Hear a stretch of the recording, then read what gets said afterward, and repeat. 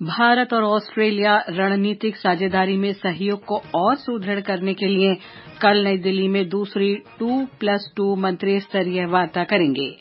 सरकार ने उत्तरकाशी सुरंग में फंसे श्रमिकों को बचाने के लिए 5 विकल्प निकासी योजना की घोषणा की। राजस्थान और तेलंगाना में विधानसभा चुनाव के लिए कुछ ही दिन शेष, राजनीतिक दल मतदाताओं को लुभाने में जुटे हैं।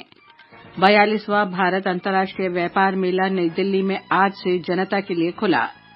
महापर्व छठ के तीसरे दिन श्रद्धालुओं ने अस्ताचलगामी सूर्य को अर्घ्य अर्पित किया। और आईसीसी क्रिकेट विश्व कप में भारत ने ऑस्ट्रेलिया को 241 रन का लक्ष्य दिया। समाचार संध्या के साथ मैं लवली निगम। भारत और ऑस्ट्रेलिया के बीच कल नई दिल्ली में दूसरी 2+2 रक्षा और विदेश मंत्री स्तरीय वार्ता होगी। रक्षा मंत्री राजनाथ सिंह और विदेश मंत्री डॉ एस जयशंकर ऑस्ट्रेलिया के उप प्रधानमंत्री और रक्षा मंत्री रिचर्ड मार्लिस और विदेश मंत्री पेनी वोंग के साथ बैठक करेंगे।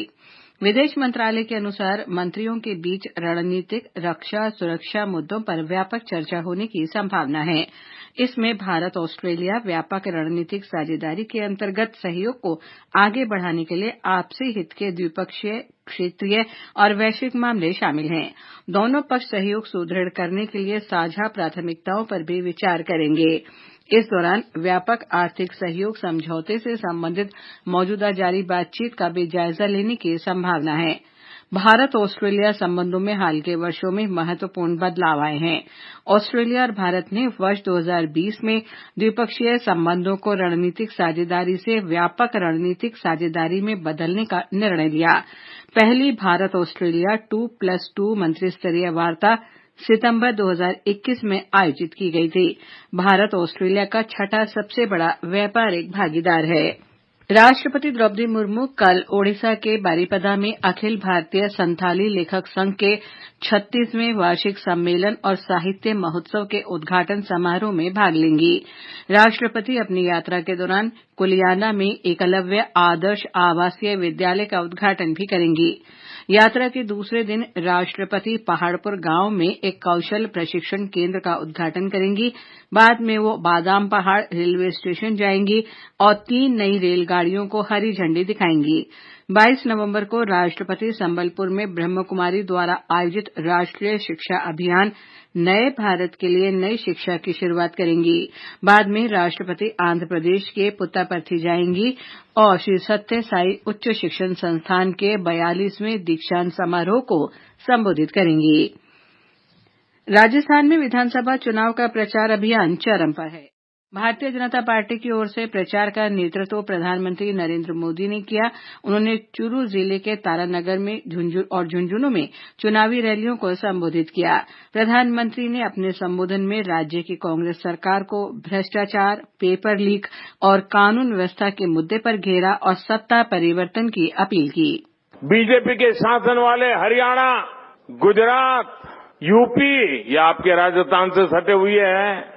यूपी में पेट्रोल राजस्थान से 12-13 रुपया सस्ता है, गुजरात में 12-13 रुपया सस्ता है, हरियाणा में 12-13 रुपया सस्ता है।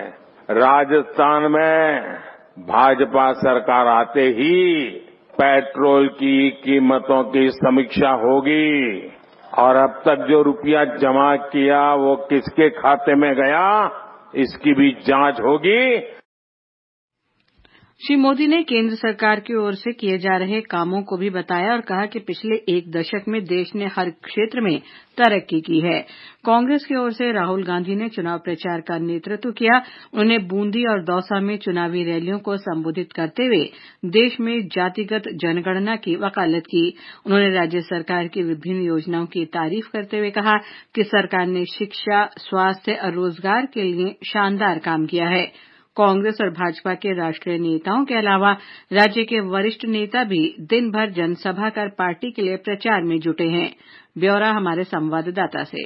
भाजपा नेता और पूर्व मुख्यमंत्री वसुंधरा राजे ने अनूपगढ़ में आयोजित जनसभा में प्रदेश की कांग्रेस सरकार पर विभिन्न योजनाओं में भ्रष्टाचार और सिंचाई का पानी बंद करने का आरोप लगाया। इसके अलावा भाजपा के सीपी जोशी, गजेंद्र सिंह शेखावत, अर्जुन राम मेघवाल समेत अन्य नेताओं ने प्रचार का मोर्चा संभाल रखा है। दूसरी ओर मुख्यमंत्री अशोक गहलोत ने आज 3 जनसभाओं को संबोधित किया। उन्होंने कहा कि सरकार की जनकल्याणकारी योजनाओं को जनता का भरपूर समर्थन मिल रहा है। कांग्रेस के स्टार प्रचारक सचिन पायलट ने भी कांग्रेस के पक्ष में जनसभाएं की। राष्ट्रीय लोकतांत्रिक पार्टी के प्रमुख हनुमान बेनीवाल और आजाद समाज पार्टी के राष्ट्रीय अध्यक्ष चंद्रशेखर आजाद ने डेगाना समेत अन्य स्थानों पर चुनावी सभाओं को संबोधित किया। जितेंद्र द्विवेदी, आकाशवाणी समाचार, जयपुर। वहीं तेलंगाना में भी विधानसभा चुनाव के लिए प्रचार जोर शोर से चल रहा है। राजनीतिक दल मतदाताओं को लुभाने के लिए एड़ी चोटी का जोर लगा रहे हैं। विभिन्न राजनीतिक दलों के शीर्ष नेता जनसभाएं और रोड शो कर रहे हैं तथा उम्मीदवार घर घर जा रहे हैं। ब्यौरा हमारे संवाददाता से। खानापुर में जनसभा को संबोधित करते हुए कांग्रेस महासचिव प्रियंका गांधी वाड्रा ने लोगों से जनसभा के बाद घर जाकर विश्व कप फाइनल में भारतीय टीम का हौसला बढ़ाने के लिए कहा। विशेष रूप से उन्होंने क्षेत्र के युवाओं को भविष्य में रोजगार सुनिश्चित करने के लिए बीआरएस सरकार की विफलताओं पर ध्यान देने को कहा। भाजपा अध्यक्ष जेपी नड्डा ने नारायणपेट और चेविल्ला में आयोजित अपनी चुनावी रैलियों के दौरान बीआरएस के शीर्ष नेताओं के भ्रष्टाचार की तीखी आलोचना की। उन्होंने आरोप लगाया कि सिंचाई परियोजनाएं बीआरएस नेताओं के लिए एटीएम बन गई है। बीआरएस प्रमुख और मुख्यमंत्री के चंद्रशेखर राव ने आलमपुर में एक जनसभा में लोगों से पालामुरू क्षेत्र में हुए विकास को पहचानने के लिए कहा। उन्होंने कहा कि उनके प्रयासों से ही इस क्षेत्र का पलायन रुका। हैदराबाद से आकाशवाणी समाचार के लिए लक्ष्मी की रिपोर्ट के साथ समाचार कक्ष से मैं शिवप्रकाश मिश्र। निर्वाचन आयोग ने मध्य प्रदेश के भिंड जिले में अटेर विधानसभा क्षेत्र के मतदान केंद्र किशुपुरा नंबर 3 पर पुनर्मतदान के आदेश दिए हैं। पुनर्मतदान मंगलवार को सुबह 7 बजे से लेकर शाम 6 बजे तक होगा। इसके लिए मतदान अधिकारी आवश्यक सामग्री के साथ कल रवाना होंगे। पुनर्मतदान में मतदाताओं के बाएं हाथ की मध्यमा उंगली में स्याही लगाई जाएगी। ये समाचार हमारी वेबसाइट newsonair.gov.in/हिंदी और हमारे mobile app news on AIR पर भी उपलब्ध हैं। सरकार ने उत्तराखंड में उत्तरकाशी जिले की सिलक्यारा सुरंग में फंसे 41 मजदूरों को सुरक्षित बाहर निकालने के लिए 5 विकल्प योजना की घोषणा की है। केंद्रीय सड़क परिवहन और राजमार्ग मंत्री नितिन गडकरी ने आज सुबह घटनास्थल के दौरे के बाद इन 5 विकल्पों का निर्णय लिया और विभिन्न 5 एजेंसियों को इन विकल्पों पर कार्रवाई करने को कहा गया। तेल और प्राकृतिक गैस निगम ओएनजीसी, सतलुज जल विद्युत निगम एसजेवीएनएल, रेल विकास निगम लिमिटेड आरवीएनएल, राष्ट्रीय राजमार्ग और अवसंरचना विकास निगम लिमिटेड एनएचआईडीसीएल और टिहरी जल विद्युत विकास निगम लिमिटेड टीएचडीसीएल को विभिन्न जिम्मेदारियां सौंपी गई हैं। श्री गडकरी ने कहा कि सुरंग में फंसे मजदूरों के मनोबल को बढ़ाए रखने के लिए लगातार सरकार उनके संपर्क में है और हर संभव प्रयास कर रही है। वहाँ लाइट है, काफी खाली जगह है, घूम रहे हैं, उनसे कम्युनिकेशन हुआ है और पानी के लिए भी व्यवस्था हुई है, ऑक्सीजन की भी व्यवस्था हुई है और अभी उनका मोरल ठीक है, वो भी हिम्मत से लड़ रहे हैं। एक प्रकार से एक आपदा के साथ लड़ाई है, सब हम लोग मिलकर उसके ऊपर जीतेंगे। मजदूरों को 4 इंच कंप्रेसर के जरिए खाद्य सामग्री दी जा रही है और वे सभी सुरक्षित हैं। एनएचआईडीएसएल भी खाद्य सामग्री के लिए 6 इंच की अन्य पाइपलाइन बना रही है और इसके लिए 60 मीटर में से 39 मीटर खुदाई हो चुकी है। आरवीएनएल ने भी आवश्यक सामग्री की आपूर्ति के लिए अन्य ऊर्ध्व पाइप लाइन का भी काम शुरू कर दिया है।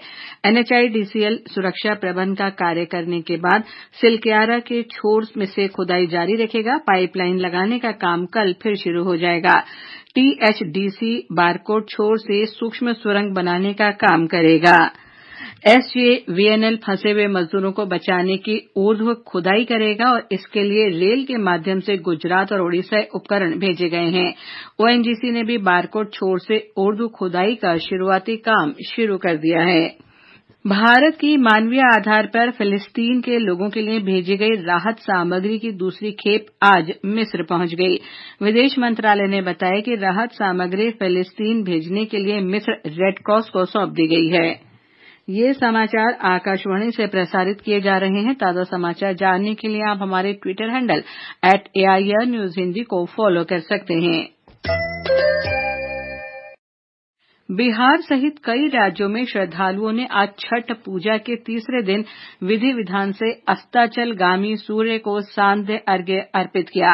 लाखों की संख्या में श्रद्धालुओं ने कमर भर पानी में खड़े होकर प्रकृति के देवता सूर्य की उपासना की और उनसे आशीर्वाद मांगा।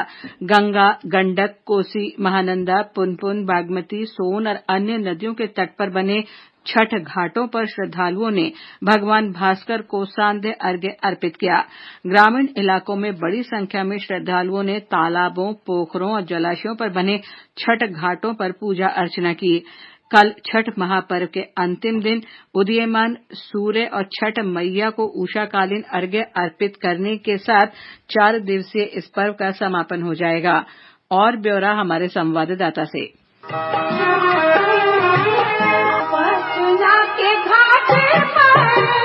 पूरे राज्य में छठ व्रतियों और श्रद्धालुओं की सबसे अधिक भीड़ पटना शहर में देखने को मिली। यहाँ गंगा नदी किनारे 100 से अधिक छठ घाटों पर श्रद्धालुओं ने सांध्य अर्घ्य अर्पित किए। राज्य के विभिन्न प्राचीन सूर्य मंदिरों में दूर दूर से पहुँचे श्रद्धालुओं ने छठी मैया से अपने परिवार की सुख समृद्धि का आशीर्वाद मांगा और मंगल कामना की। औरंगाबाद के प्राचीन देव सूर्य मंदिर, पटना जिले के दुल्हिन बाजार स्थित ओलार्क सूर्य मंदिर और नालंदा जिले के औंगारी धाम तथा बड़गांव के सूर्य मंदिरों में हर बार की तरह विशेष भीड़ देखी गई। धर्मेंद्र कुमार राय, आकाशवाणी समाचार, पटना।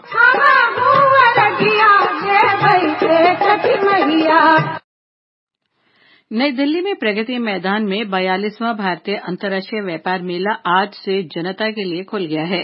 इस वर्ष मेले का विषय वसुधैव कुटुंबकम पर आधारित है, जिसमें व्यापार के क्षेत्र में आपसी संपर्क और सहयोग के महत्व पर बल दिया गया है।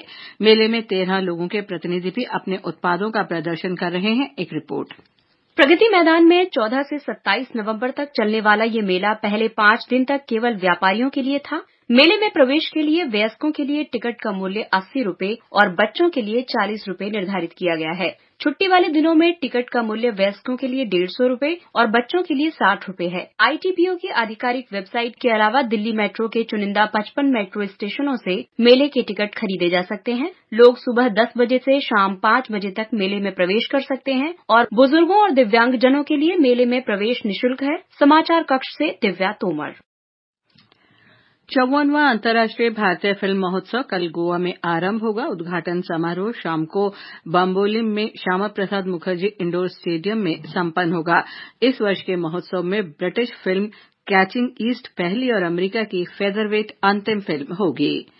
अहमदाबाद में क्रिकेट विश्व कप फाइनल में भारत ने ऑस्ट्रेलिया को 241 रन का लक्ष्य दिया है। ऑस्ट्रेलिया ने ताजा समाचार मिलने तक 37 ओवर में 3 विकेट पर 204 रन बना लिए हैं। इससे पहले भारतीय टीम 50 ओवर में 240 रन पर आउट हो गई। लोकेश राहुल ने 66, विराट कोहली ने 54 और कप्तान रोहित शर्मा ने 47 रन बनाए। ऑस्ट्रेलिया के लिए मिशेल मार्क ने 3 तथा जोश हेजलवुड और कप्तान पैट कमिंस ने 2-2 खिलाड़ियों को आउट किया। इजरायली सेना ने आज कहा कि यमन के हूती विद्रोहियों ने तुर्की से भारत जा रहे एक मालवाहक जहाज का दक्षिण लाल सागर में अपहरण कर लिया है। इजरायल ने एक सोशल मीडिया पोस्ट में कहा है कि यह जहाज तुर्की से चला था और भारत जा रहा था। इस जहाज पर कर्मचारी के तौर पर इजरायली नागरिकों समेत विभिन्न देशों के नागरिक हैं। सेना ने कहा है कि ये इजरायली पोत नहीं है। अंत में मुख्य समाचार एक बार फिर। भारत और ऑस्ट्रेलिया रणनीतिक साझेदारी में सहयोग को और सुदृढ़ करने के लिए कल नई दिल्ली में दूसरी 2+2 मंत्री स्तरीय वार्ता करेंगे। सरकार ने उत्तरकाशी सुरंग में फंसे श्रमिकों को बचाने के लिए 5 विकल्प निकासी योजना की घोषणा की। राजस्थान और तेलंगाना में विधानसभा चुनाव के लिए कुछ ही दिन शेष, राजनीतिक दल मतदाताओं को लुभाने में जुटे हैं। 42वां भारत अंतर्राष्ट्रीय व्यापार मेला नई दिल्ली में आज से जनता के लिए खुला। महापर्व छठ के तीसरे दिन श्रद्धालुओं ने अस्ताचलगामी सूर्य को अर्घ्य अर्पित किया और आईसीसी क्रिकेट विश्व कप में भारत ने ऑस्ट्रेलिया को 241 रन का लक्ष्य दिया। इसके साथ ही समाचार संध्या का ये अंक समाप्त हुआ। नमस्कार।